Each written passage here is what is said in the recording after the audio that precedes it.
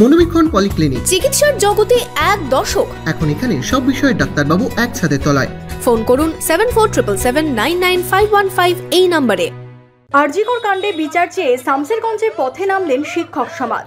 নির্যাতিতার বিচার চেয়ে আগেই পথে নেমেছে স্কুল কলেজের পড়ুয়ারা, পথে নেমেছেন সাধারণ মানুষ। বৃহস্পতিবার দুপুরে শামসেরগঞ্জে পথে নামলেন শিক্ষক শিক্ষিকা থেকে শিক্ষাকর্মীরা।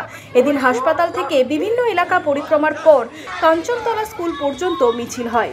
মিছিলে হাতে প্ল্যাকার্ড নিয়ে দ্রুত বিচারের দাবি জানান শিক্ষক শিক্ষিকারা।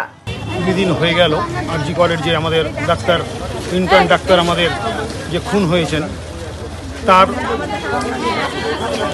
তার ইয়ের জন্য বলে সুবিচার পাওয়ার জন্য আমরা পথে নেমেছি। আজকে আমরা পথে নেমেছি সমস্ত শিক্ষক শিক্ষিকা এবং শিক্ষিকাবৃন্দ। সে যখন সুবিচার পেল না, আমরা দিনের পর দিন অপেক্ষা করছিলাম, এই বোধহয় সুবিচার হবে, এই বোধহয় কিছু আশা দেখছিলাম, অ্যারেস্ট হবে, বিচার চলবে।